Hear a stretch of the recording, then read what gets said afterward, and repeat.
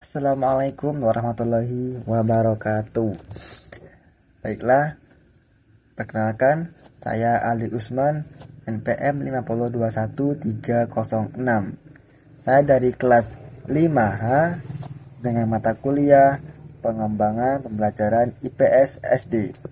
Baiklah, di sini saya diampu dengan dosen Bapak Tio Gusti Satria, Magister Pendidikan. Nah, di sini saya akan memberikan sebuah materi pada pertemuan kedua, yaitu analisis konsep dan makna pengembangan pembelajaran IPS pada K13 atau kurikulum 13 dan IKM. Nah, sebelum lanjut kepada materinya, saya akan terlebih dahulu menjelaskan tentang konsep dari pembelajaran IPS.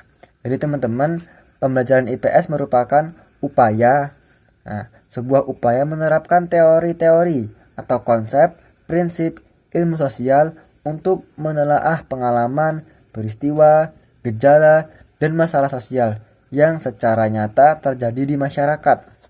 Kemudian, melalui upaya ini, pembelajaran IPS melatih keterampilan para siswa, baik keterampilan fisik maupun keterampilan berpikirnya dalam mengkaji dan mencari pemecahan dari masalah sosial yang dialaminya. Kemudian, konsep dan makna pengembangan.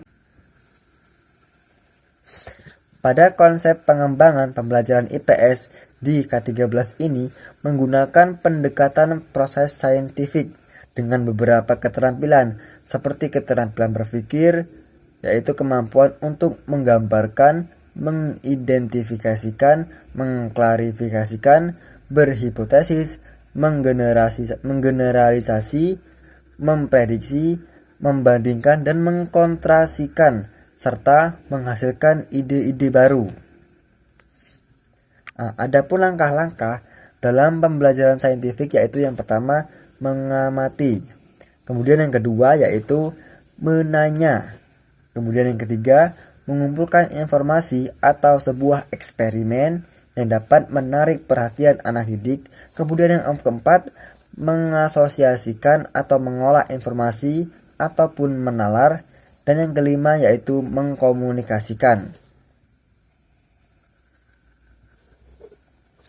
Pembelajaran IPS tentu saja memiliki tujuan yang mulia, yaitu mengajak peserta didik untuk dapat memahami beberapa hak dan kewajiban mereka sebagai anggota masyarakat dan warga negara. Nah, pembelajaran IPS sebagai suatu mata pelajaran utama bagi peserta didik di sekolah harus senantiasa tanggap dan memberi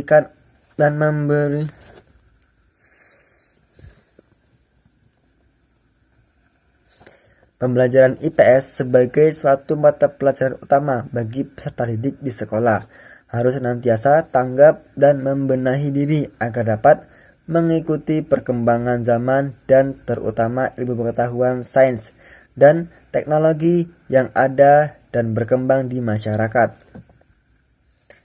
Konsep dan makna pengembangan pembelajaran IPS SD pada IKM. Nah, untuk penerapan kurikulum darurat mempunyai tujuan untuk memberikan kemudahan pada suatu pendidikan atau sekolah untuk mengelola pembelajarannya supaya lebih mudah dengan materi yang lebih esensial sebagai upaya pemberian pembelajaran pada masa pandemi, sehingga peserta didik tetap belajar baik secara daring atau dalam jaringan maupun luring atau luar jaringan secara terbatas. Jadi, pendidikan Merdeka Belajar ialah pendidikan yang memberikan pilihan kepada sekolah maupun peserta didik untuk menggunakan kurikulum sesuai dengan kebutuhan masing-masing sekolah. Bagi peserta didik, kurikulum Merdeka Belajar berarti memiliki kebebasan untuk belajar sesuai dengan minat dan bakat yang dimiliki dengan diakomodir oleh sekolah sebagai lembaga pendidikan. Baik, mungkin itu saja yang dapat saya sampaikan. Kurang lebihnya saya mohon maaf dan kepada Allah saya mohon ampun. Saya akhiri. Wabillahi taufiq wal hidayah. Wassalamualaikum warahmatullahi wabarakatuh. Bye.